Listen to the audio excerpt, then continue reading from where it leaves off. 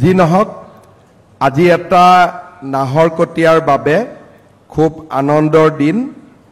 আৰু এই আনন্দ আৰু স্মৰণীয় দিনটোত আমাৰ মাজত উপস্থিত অসম চৰকাৰৰ মন্ত্ৰী শ্ৰী যোগেন মহান ডাঙৰীয়া, প্ৰশান্ত ফুকন ডাঙৰীয়া, বিমল বৰা ডাঙৰীয়া, নাহৰকটীয়া সমষ্টিৰ সন্মানীয় বিধায়ক তৰংগ গগৈ ডাঙৰীয়া, দুলিয়াজান সমষ্টিৰ সন্মানীয় বিধায়ক তেৰছ গোৱালা ডাঙৰীয়া, খোৱাং সমষ্টিৰ সন্মানীয় বিধায়ক চক্ৰ গগৈ ডাঙৰীয়া, আমাৰ মাজত উপস্থিত অসম চৰকাৰৰ প্ৰধান সচিব জ্ঞানন্দদেৱ ত্ৰিপাঠী ডাঙৰীয়া, জিলা আয়ুক্ত বিক্ৰম কৈৰী ডাঙৰীয়া, ডাইৰেক্টৰ এমপ্লয়মেণ্ট শ্ৰী নৰেন্দ্ৰ শাহ ডাঙৰীয়া, লোক নিৰ্মাণ বিভাগৰ আয়ুক্ত সচিব ৰাজ চক্ৰৱৰ্তী ডাঙৰীয়া, লোক নিৰ্মাণ স্বাস্থ্য আৰু শিক্ষা বিভাগৰ আয়ুক্ত সচিব চন্দন শৰ্মা ডাঙৰীয়া, লোক নিৰ্মাণ বিভাগৰ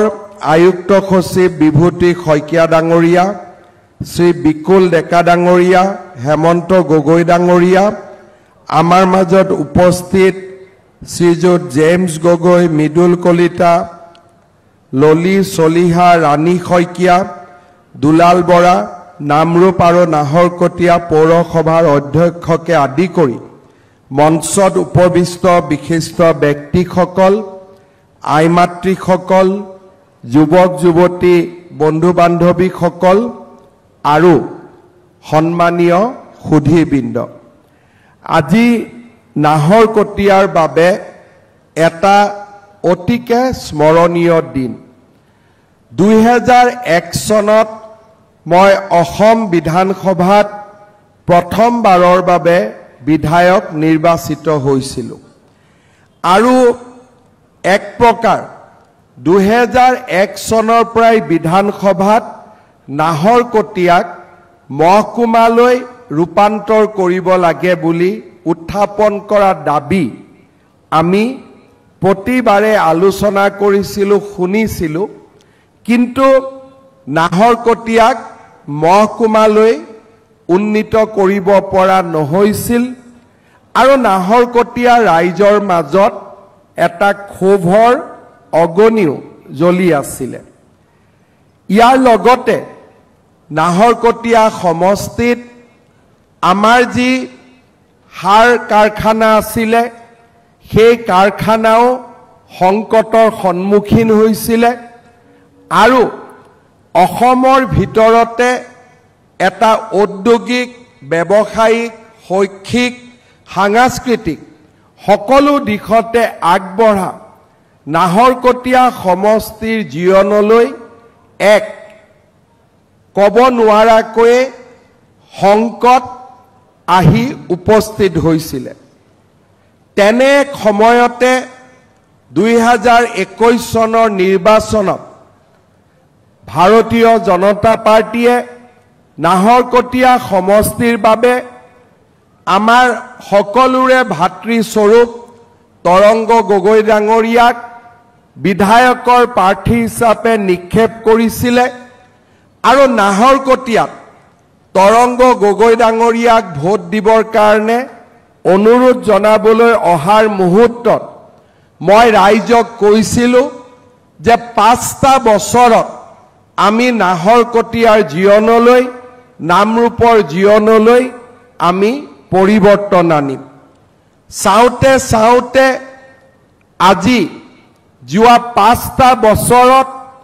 উন্নয়ন আৰু বিকাশৰ এক নতুন অনিৰুদ্ধ যাত্ৰা নাহৰকটীয়া সমষ্টিৰ ৰাইজে দেখা পালে। নাহৰকটীয়াত আজি মৰাণ, নাহৰকটীয়া, দুলিয়াজানত অসমমালা পথৰ নিৰ্মাণ হ'ল। মধুপুৰৰ পৰা নামৰূপলৈ ইণ্ডাষ্ট্ৰিয়েল কৰিডৰ, নাহৰকটীয়াত মিনি ষ্টেডিয়াম, IIT, টিপামত চুকাফা ক্ষেত্ৰ, NH জয়পুৰৰ পৰা হুকানজুৰি এটা সুন্দৰ পথ, ভাদৈ পাঁচআলিৰ পৰা টিপাম, এই গোটেই উন্নয়নৰ যাত্ৰাই নাহৰকটীয়াক এক নতুন দিগন্তলৈ লৈ গ'ল। ইয়াৰ লগতে ভাৰত চৰকাৰে নামৰূপৰ সাৰ কাৰখানাক নতুনকৈ গ্ৰীণফিল্ড 11,000 কোটি টকা ব্যয়েৰে নিৰ্মাণ কৰা আৰু পুৰণি সাৰ কাৰখানাটোকো উজ্জীৱিত কৰা, এই দুইটা প্ৰকল্প হাতত লৈ নাহৰকটীয়া নামৰূপৰ জীৱনলৈ এক বিশাল সংকল্প আৰু সমৃদ্ধিৰ বাতৰি কঢ়িয়াই লৈ আহিলে। আজিৰ দিনটোত মই পুনৰ এবাৰ আপোনালোকক প্ৰতিশ্ৰুতি দিছোঁ যে নিৰ্ধাৰিত সময়ত আমি নামৰূপৰ সাৰ কাৰখানাৰ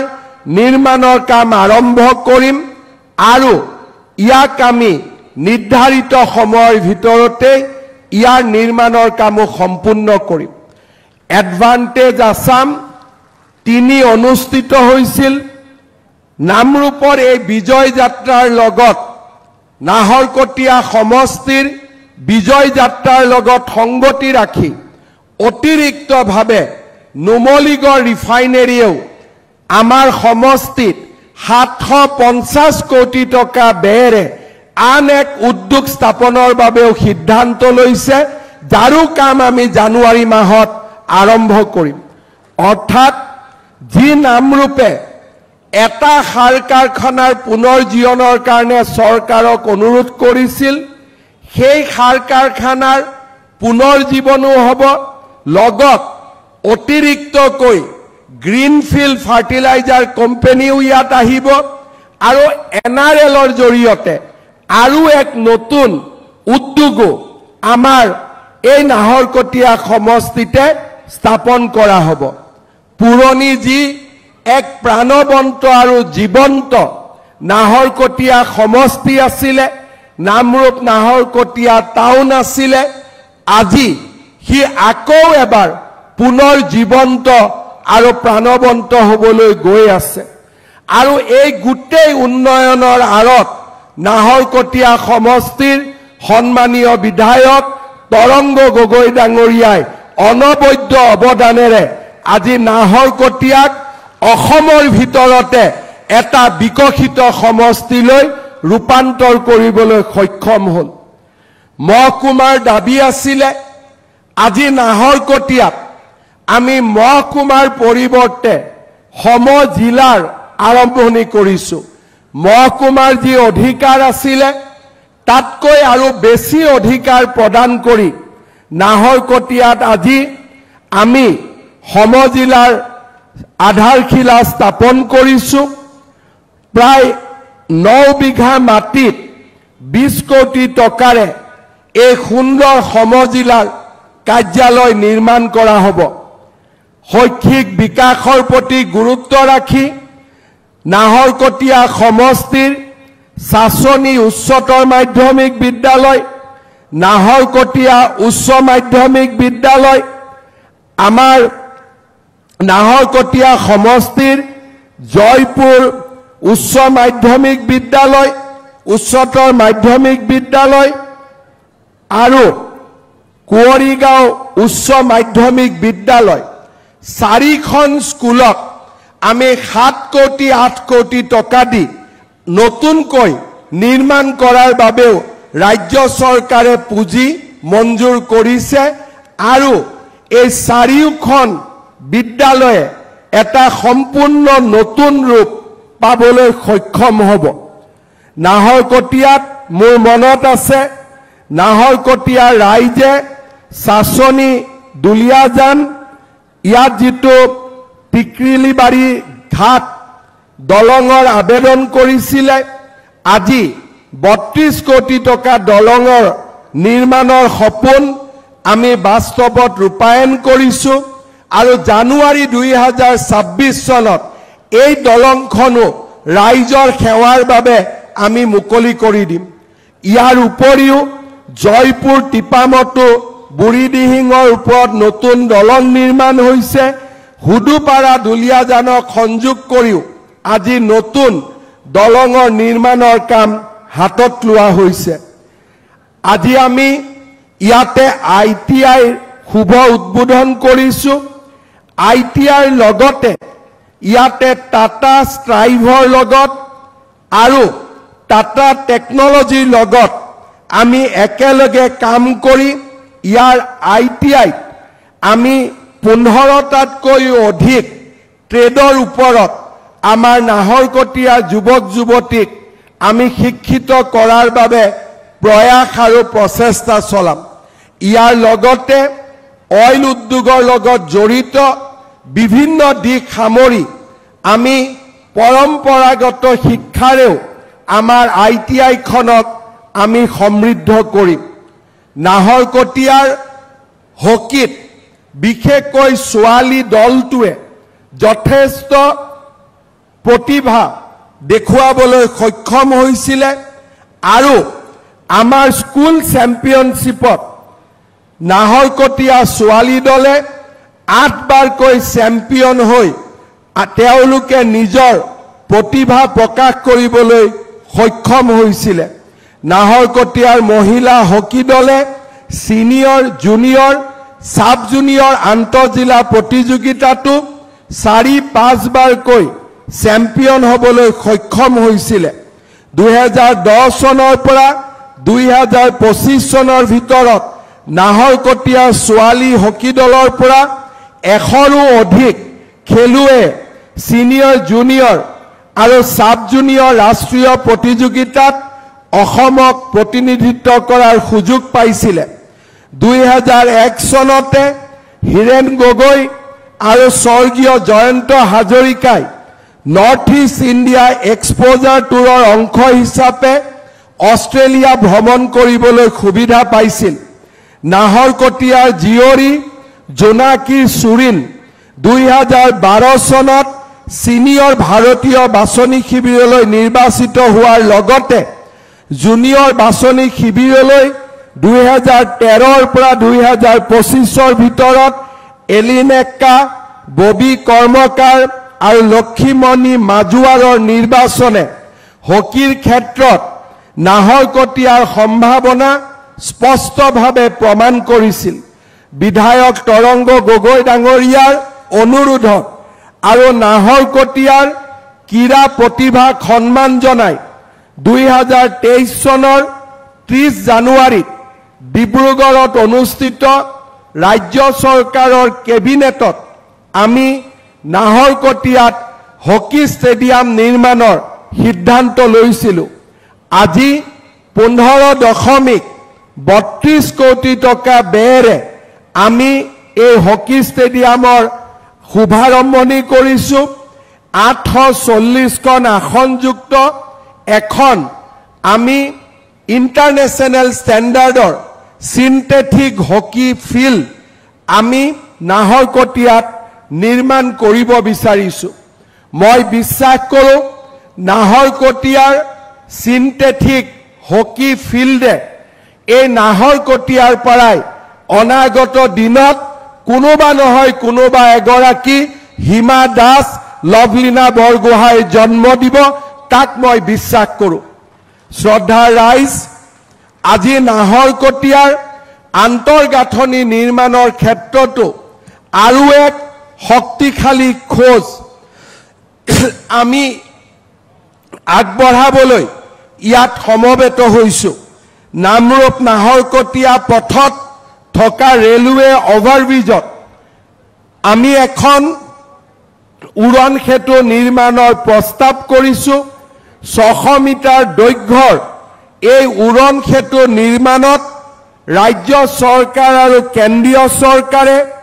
প্ৰায় 68.71 কোটি টকা ব্যয় কৰিব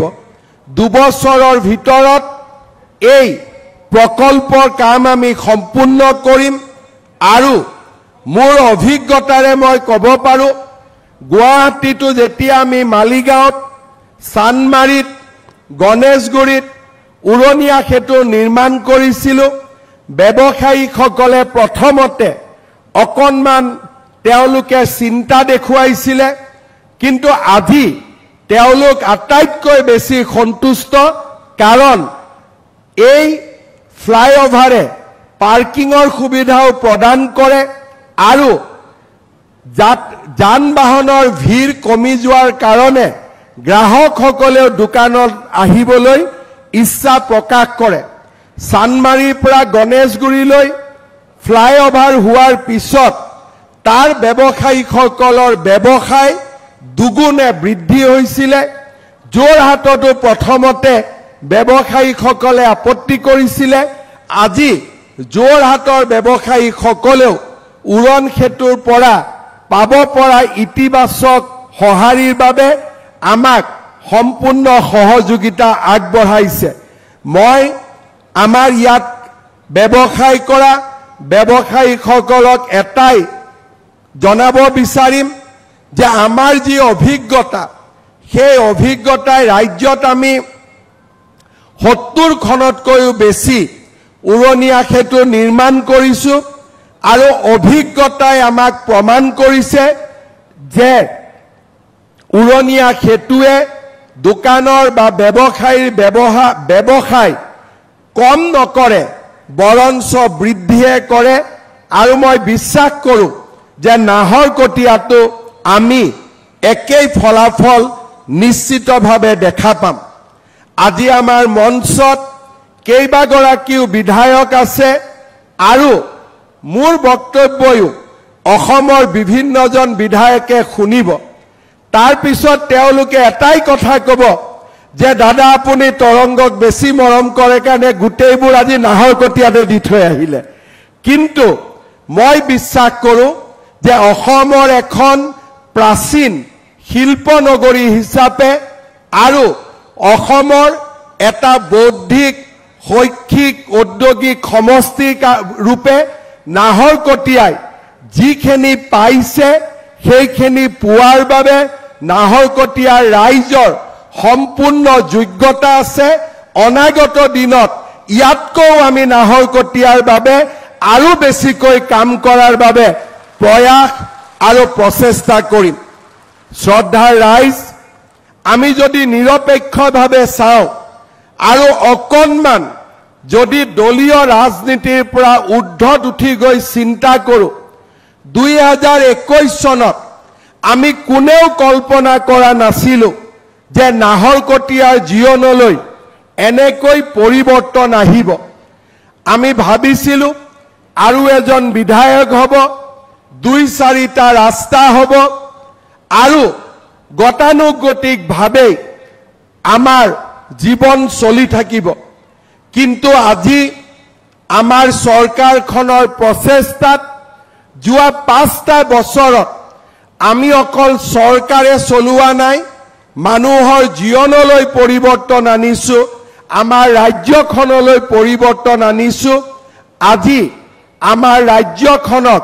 ভাৰতৰ ভিতৰতে এখন অৰ্থনৈতিক উন্নয়নৰ জীৱন্ত কেন্দ্ৰ হিচাপে আমি নিৰ্মাণ কৰিছোঁ। উদ্যোগৰ ক্ষেত্ৰত 5 লাখতকৈও অধিক কোটি টকাৰ বিনিয়োগ, ৰাস্তা ঘাটৰ ক্ষেত্ৰত প্ৰতিটো দিনত আজি আমি 10 কিলোমিটাৰকৈ ৰাস্তাৰ কাম সম্পূৰ্ণ কৰিছোঁ। 24খনতকৈ বেছি মেডিকেল কলেজ নিৰ্মাণ কৰিছোঁ। ৰাজ্য চৰকাৰে দায়িত্ব লোৱাৰ পিছত 13খনকৈ নতুন বিশ্ববিদ্যালয়, ব্ৰহ্মপুত্ৰৰ ওপৰত দলং, ৰেলৱেৰ ওপৰত দ্বৈত ৰেলপথ, ইলেক্ট্ৰিক্সৰ জৰিয়তে ৰেল আৰু আছাম পেট্ৰকেমিকেলছৰ দৰে বহুত নতুন নতুন উদ্যোগেৰে সৈতে আজি আমাৰ ৰাজ্যখনক আমি এখন জীৱন্ত আৰু প্ৰাণবন্ত ৰাজ্যলৈ ৰূপান্তৰ কৰিলোঁ। আন্দোলন, বোমা, গুলি, গ্ৰেনেডৰ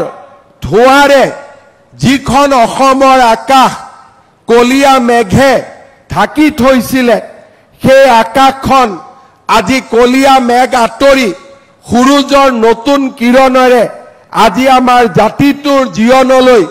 এক নতুন আলোক কঢ়িয়াই আনিছে। ধুবুৰীৰ পৰা শদিয়ালৈ, শিলচৰৰ পৰা জোনাইলৈ সমগ্ৰ ৰাজ্যত আজি উন্নয়নৰ দুৰন্ত যাত্ৰা শান্তি আৰু সমৃদ্ধি আৰু সমন্বয়ৰ এখন নতুন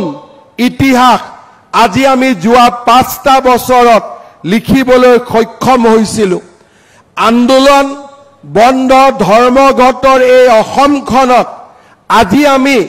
আৰ্টিফিচিয়েল ইণ্টেলিজেন্স, আজি আমি মেচিন লাৰ্নিং, আজি আমি এইখন অসমত কোৱান্টাম ফিজিক্সৰ কথা কোৱাৰ এটা পৰিৱেশ আমি নিৰ্মাণ কৰিছোঁ। ৰাজ্যৰ চাৰিওফালে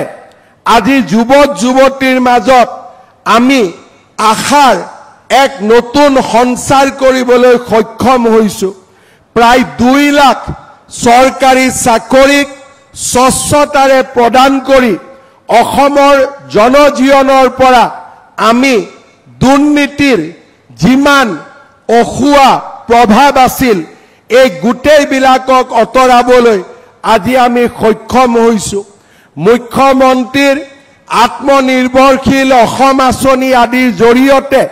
অসমৰ যুৱক যুৱতীৰ মাজত আমি নতুন আশাৰ সৃষ্টি কৰিবলৈ সক্ষম হৈছোঁ। আজি আমাৰ ৰাজ্যখনত দৰিদ্ৰ আৰু মধ্যবিত্ত জনগণৰ বাবে চৰকাৰী আঁচনিসমূহে এক আশাৰ কিৰণ হিচাপে থিয় দিছে। আজি আমাৰ ৰাজ্যখনত অৰুণোদয় 3 আঁচনি, যাক আমি 17 ছেপ্টেম্বৰৰ পৰা ৰূপায়ণ কৰিম। অসমৰ 38 লাখ পৰিয়ালে অৰুণোদয় 3 আঁচনিৰ জৰিয়তে মাহত 1250 টকাকৈ পাবলৈ সক্ষম হ'ব। ইয়াৰ লগে লগে যিসমূহ পৰিয়ালে অৰুণোদয় আঁচনি পাব সেই পৰিয়ালসমূহে যেতিয়া গেছ কিনিব তেওঁলোকে গেছৰ বাবতো আৰু 250 টকা বেংকৰ একাউণ্টত লাভ কৰিব। অৰ্থাৎ 1250 টকা অৰুণোদয়ৰ কাৰণে পাব আৰু যেতিয়াই পৰিয়ালটোৱে গেছ কিনিব সেই গেছ কিনাৰ লগে লগে গেছৰ সাবসিডি হিচাপে আৰু 250 টকা তেওঁলোকৰ বেংক একাউণ্টত আমি দিয়াৰ বাবে সিদ্ধান্ত গ্ৰহণ কৰিছোঁ। আমাৰ ৰাজ্য চৰকাৰে ৰাজ্যৰ 40 লাখ মহিলাক উদ্যমিতা আঁচনিৰ জৰিয়তে আমি তেওঁলোকক এণ্টাৰপ্ৰেনিয়ৰ কৰিবৰ বাবে সিদ্ধান্ত লৈছোঁ আৰু 21 আগষ্টৰ পৰা প্ৰত্যেক মাহতেই 20টা 30টাকৈ সমষ্টিত আমি মহিলাসকলৰ আত্মসহায়ক গোটৰ সদস্যসকলক 10,000 টকা বিলাবৰ বাবেও বা প্ৰদান কৰাৰ বাবেও আমাৰ যি আঁচনি সেই আঁচনি আমি 21 আগষ্টৰ পৰা বাস্তৱত ৰূপায়ণ কৰাৰ কামত আমি আগবাঢ়িম। এই বছৰৰে অক্টোবৰ মাহত 1 লাখ যুৱক যুৱতীয়ে মুখ্যমন্ত্ৰীৰ আত্মনিৰ্ভৰ অসম আঁচনিৰ জৰিয়তে ব্যৱসায় আদি কৰাৰ বাবে 2 লাখ টকাকৈ লাভ কৰিব। এই বছৰৰ 10 অক্টোবৰ তাৰিখে প্ৰায় 60,000 যুৱক যুৱতীয়ে চৰকাৰী চাকৰি লাভ কৰিব। এই বছৰতে এনে ধৰণৰ ইনফ্ৰাষ্ট্ৰাকচাৰৰ পৰা আৰম্ভ কৰি দৰিদ্ৰ লোকৰ কল্যাণৰ পৰা যুৱক যুৱতীসকলৰ বাবে আমি এক নতুন পৰিৱেশ নিৰ্মাণৰ বাবে যি চেষ্টা কৰিছিলোঁ তাক আজি আমি ধৰাতললৈ লৈ আহিম। মই তৰংগ গগৈ ডাঙৰীয়াক সুধিছিলোঁ আমাৰ নাহৰকটীয়াৰ কিমান পৰিয়ালে অৰুণোদয়ৰ দ্বাৰা উপকৃত হ'ব। 29,000 পৰিয়াল অৰুণোদয় আঁচনিৰ জৰিয়তে উপকৃত হ'ব। মহিলা উদ্যমিতা আঁচনিটো 30,000 মহিলা উপকৃত হ'ব। এটিকলি দুটিপাত আঁচনিৰ জৰিয়তে বাগিচাৰ মজদুৰ সমাজে 200 বছৰৰ চাহ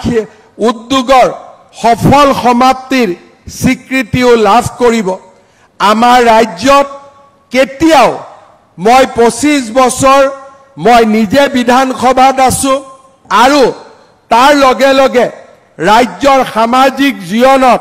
বহু বছৰৰ পৰা মই জড়িত হৈ আছো কেতিয়াও কোনো দিনেই